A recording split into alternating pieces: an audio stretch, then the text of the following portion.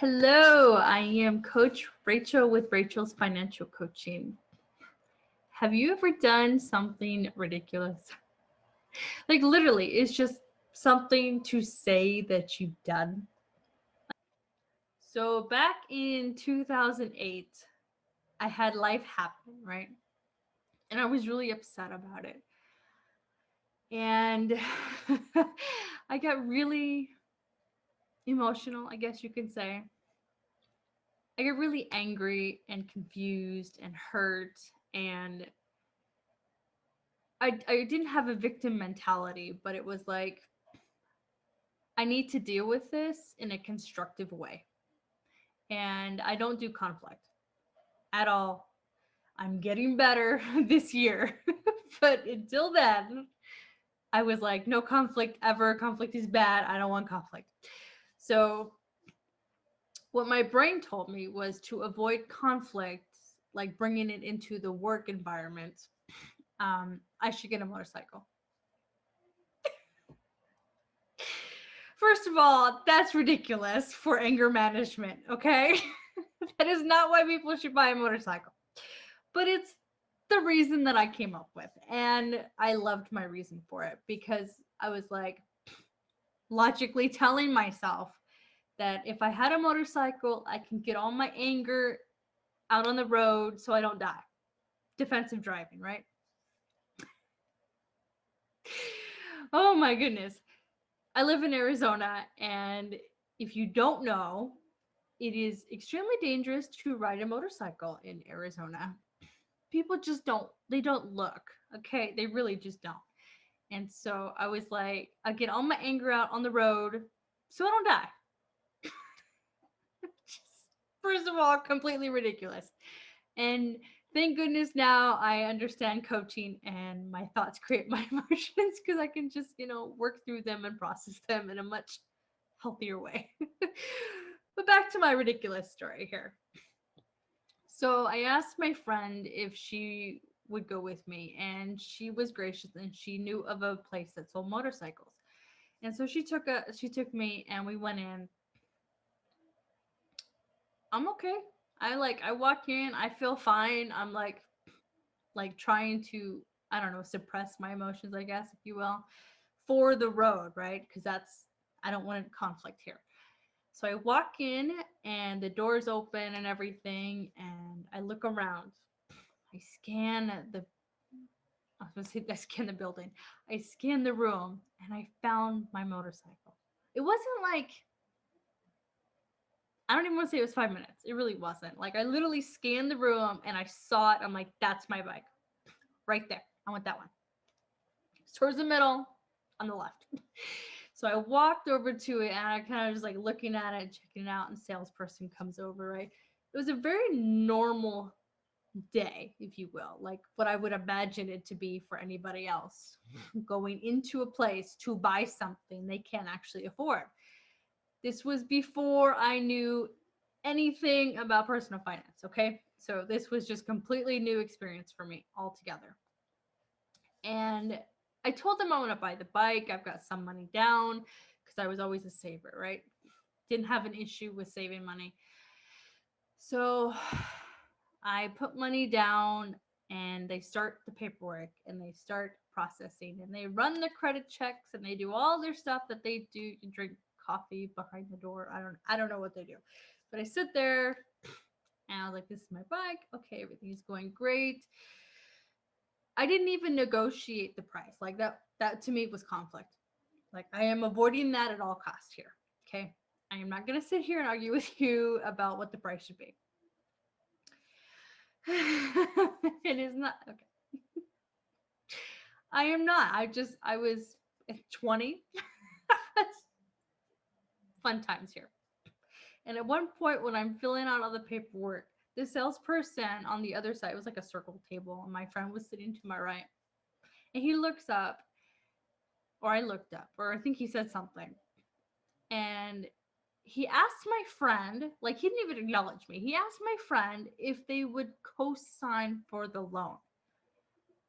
First of all, who are you to be making the judgment that I'm not going to be making my payments? to ask for a cosigner. I don't do conflict, so I just kind of like biting my tongue as I'm filling out the paperwork. Started writing a little harder, and my friend was like, "Okay." I didn't know they were gonna ask. I really didn't. I didn't think that was like gonna happen at all. They don't know me. I'm extremely responsible with my money. If I say I'm gonna do something, I'm gonna do it. So now I'm hurt about life, and now I'm just ticked off as this company doesn't trust me enough to give me a loan for this motorcycle, and I pay no attention to anything on this paperwork that I'm filling out. I have no idea what I filled out that day, which is horrible and ridiculous now.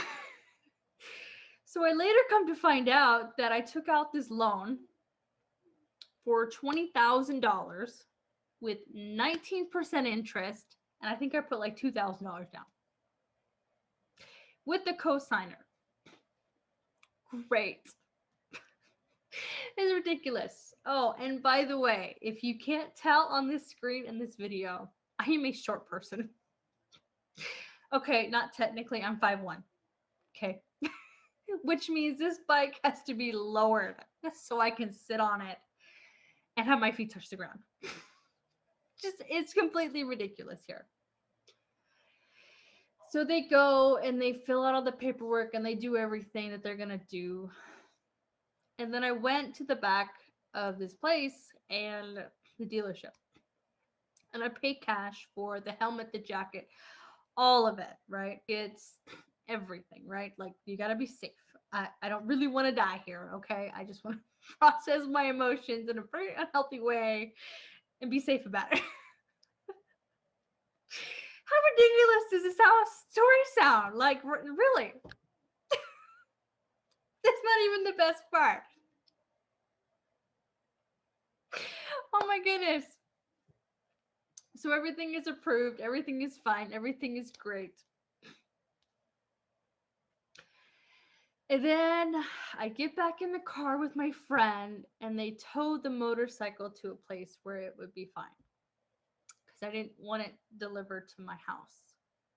So here is absolutely the most ridiculous thing of this story.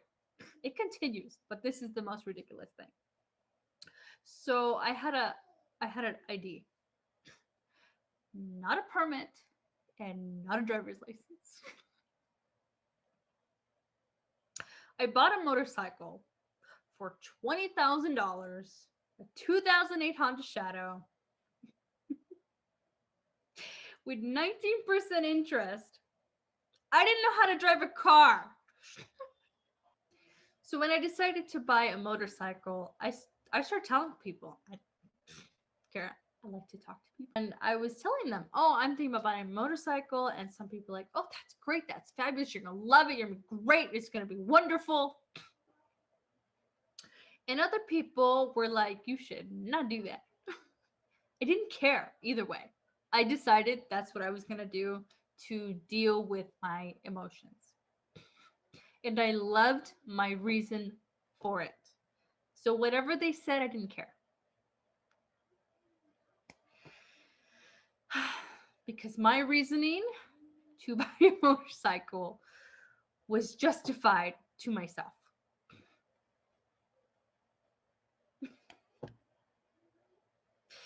So no matter where you are in your life, no matter how ridiculous you look back on your life and be like, oh my goodness, I made some ridiculous mistakes.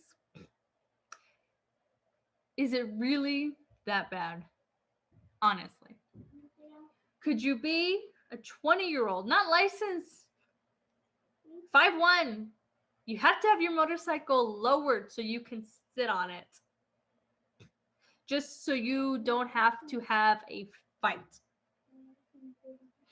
Because you don't want to have the drama of conflict. You know, honestly, the little conflict might have been just a better option, but it was like avoid at all costs. Not happening here.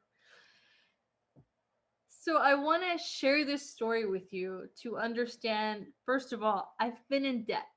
I went down I bought a motorcycle. I signed all the forms. I ignored what they said. I didn't know what they said. I paid no attention to it. I was excited about this motorcycle. I was excited about moving forward. I had made a decision and I committed to that decision and I made it come true. The story goes on. And that might be the most ridiculous part of the story, but the ridiculousness continues. That is not how the story ends.